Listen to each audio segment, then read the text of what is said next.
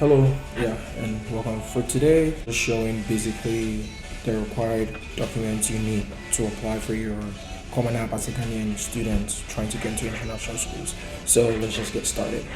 Basically, a few amount of documents you need as you're starting in the document requirement stage to apply to the US schools. And I've broken them down and I will explain for each of them what it is, where to get them or how to get them, and why it's important, and also for the initial stage of just applying to the colleges.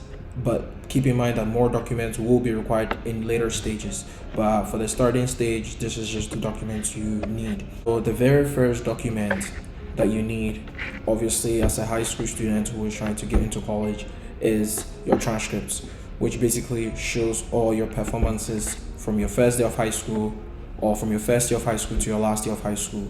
So as a Ghanaian, let me show you an example of how my transcript looked like. So in here, we can see that basically this is my transcript from my high school, and basically it shows the year I started school, and then basically shows your year that for every term, which is basically like every term or quarter or semester depending on your school schedule, the subjects that you also took and the grades you had pretty much. So at this point, you get so basically this was my transcript pretty much. And then obviously, how did I get it? I went to my school and I requested it. So I just go to my school's administration. Most of you can either go to your school's administration, or you've been long enough in the school to know where to get it. But mostly you just go to your school's like front office or administration and just request for your transcript. Sometimes they might request you pay a fee or it takes some time, but you will eventually get it. They will hand it to you on paper. And for most of these documents, because you send most of your application online, it's good if you have scanned copies. So this is actually the original copy of it,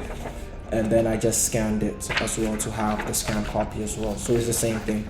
So that's the first document you need.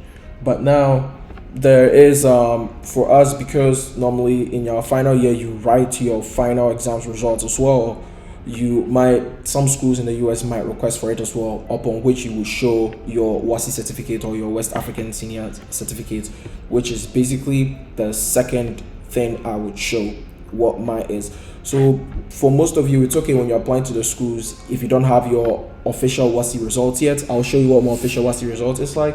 So this is the official WASI results, and then you can also scan it and submit it as well.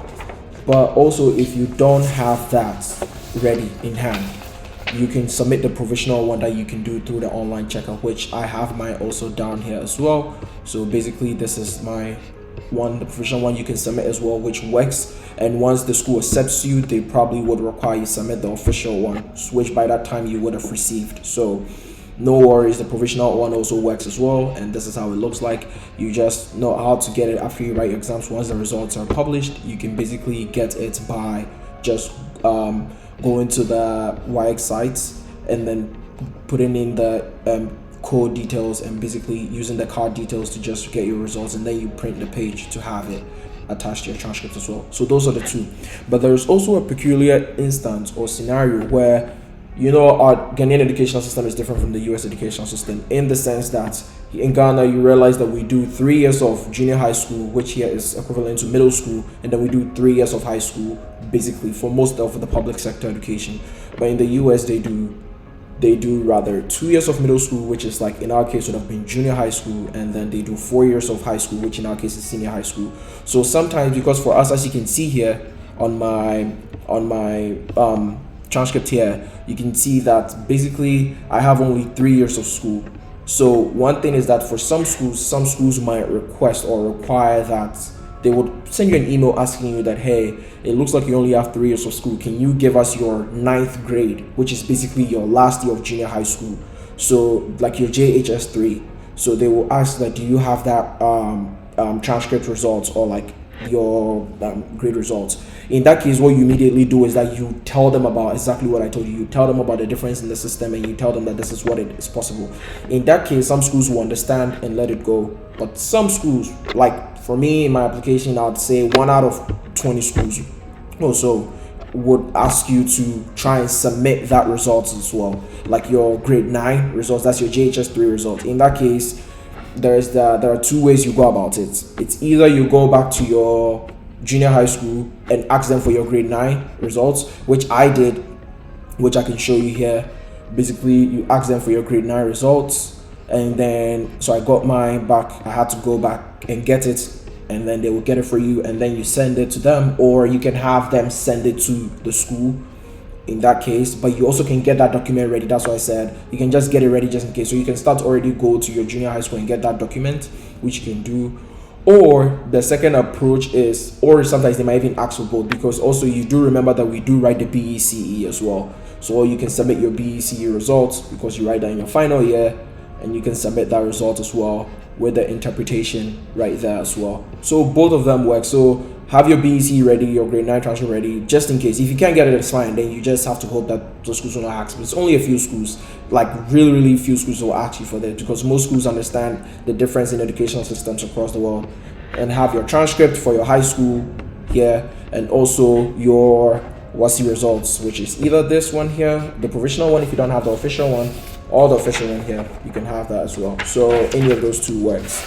So next on, what is the next thing you need? I'd say the next thing that you need is also to get ready is your letters of recommendation. So now for most schools you would need 2 letters of recommendations from your teachers, and then 1 letter of recommendation from your counselors, from one of your counselor. So in Ghana, like, it's very hard to know what a counselor is. In that case, pretty much in the Ghanaian system, you can say your counselor is your school's headmaster, or you can, in fact, in rare scenarios, you can pick one of your teachers to act as your counselor, pretty much. Because I know the the concept of a counselor is not really very common in Ghanaian public high schools. So it could either be one of the teachers, like, because in most of the high schools, there's always this teacher who seems to be like very high among all the other teachers in your school. Either he's ranked a bit higher than all the other teachers in the school, or it could be one of your teachers as well who is not writing your recommendation letters for you. Or honestly, it could be your headmaster or the assistant headmaster or something could act as your counselor. Pretty much they will submit some documents on there and also to verify as well, so including the recommendation, which they write a recommendation letter for you, so you can start already before, to get a head start by asking them in advance to start to write it for you, and also from 2 of your favorite teachers. And in picking those, I always recommend that pick teachers where you had very good results in. Like, for instance, I picked my maths teacher because I had very good results in my math, and I also had very good relations with him, because sometimes you need a teacher that would write something very personalized about you, because if not, they're also probably writing recommendation letters for other students. So you want to get someone who can write something more personalized about you, who knew you a bit more, and you also did very well in their class as well. Do you get it? So get them to write letters for you, and then get them handy, because when the time comes, they will submit, or you have to submit it. So letters of recommendation. The next thing that I had for you to submit or get ready is your SAT score, which you will have after you write the SAT exams, but that is not needed right now. But sometimes you will need it in the Common App to put in the score. Even though you don't have to put it in, you can submit it later on after you write a score. But it's also good to have your SAT score report, and you get it after you write the exams. And we will get into it over the whole SAT section in a whole other video, so you can get that one as well. And then that is the next thing. So the next thing that you can also have ready, which some schools might recommend, is your resume.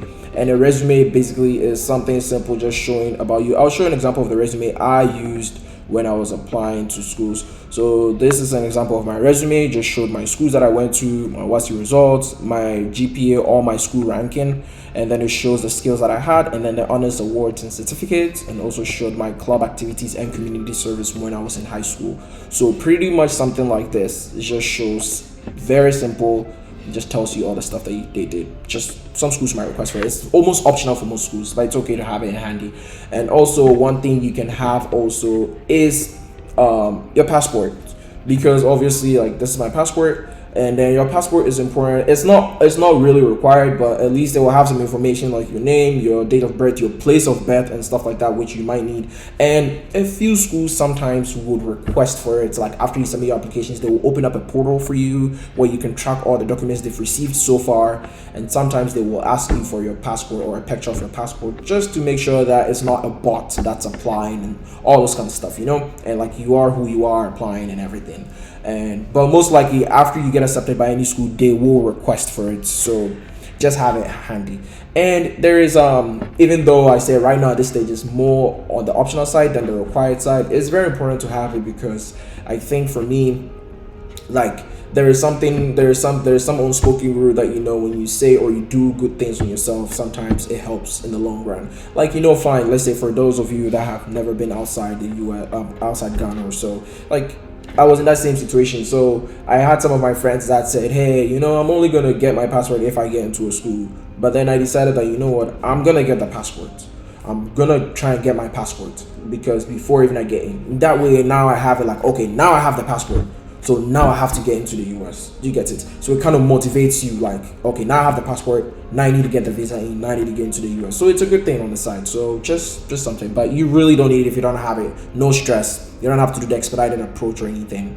It's just on the side. It's a good thing to have, And the last thing I'd say that is very good to have is your evidences of achievements and everything you did. So I'll just give an example of one of them that I had, which is basically my let me put on this side. Sorry.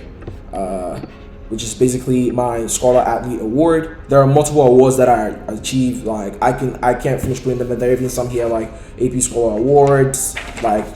There's so many, but I just wanted to give an example of how it is. So whilst you're in school, if you receive any awards or certificates or anything, or any evidences of achievement, if you played a sport, if you played an instrument, if you had anything, even if you don't have them in the form of certificate, but you have them in the form of like videos of anything, like you play chess, anything that you did that is extracurricular or that are honors, you were on the principal honor roll, or you were valedictorian, or all that, just keep them. And valedictorian basically is like, let's say you are the top student in your class, in your graduating class, or anything that was like achievement, honors, extracurriculars that you did on the side outside of academics. If you have any forms of evidences for that, just store them or scan them if they're certificates, or have videos of them ready to go, and we'll show you in the next videos how to actually go about actually showcasing, because they're good to actually show that you were not just all about your books, and you were actually a very well-rounded student as well. So most advice, if you're still in school right now, like, start gathering them. If you're already done with school, try and gather as much as you can, but if you don't have most of them, it's okay. Most schools now in the Common App system, you can still just write about it, and as long as you can write about it, and as long as in your recommendation letters and stuff, you can have teachers that can corroborate or actually affirm what you're saying. That's why I said in your recommendation letters, it's very important the teachers you pick, or the teachers you pick, because in that case, let's say you were the best physics student, or you got a physics student award, and you did well in physics. Maybe it's best to pick a physics teacher to write your recommendation for you, so that they can in their recommendation somehow write and confirm that you were this and that, so that it makes sense. So in case you don't have a certificate to actually show that you were a very top physics student or the best in your class, they can actually say in your recommendation letter and not make it sound like you're lying. So I'd say these are the things for now that you need to just start your initial application for Common App, to start your application to these US schools. And obviously, as you go on applying, and as you're done with your application and portals are opened by the different schools for you to track all they have of you so far, you might be some nuances or a few things they will need, but these are the main ones you need to just get a head start to apply. And once you have these ones, I guarantee you can start applying to schools through a Common App platform. Even with the ones that I gave, you don't need all of them, but this is enough. So I will end the video here. As always, if you need to reach out, have questions, put in the comment section, or you can just reach out to us on our email that is also provided in the comment section down below, and we're always ready to help Ghanaian students achieve their dreams of at least applying to US colleges. Until next time, and just watch out for the next videos, which will probably be about applying to colleges itself, like a typical process of applying to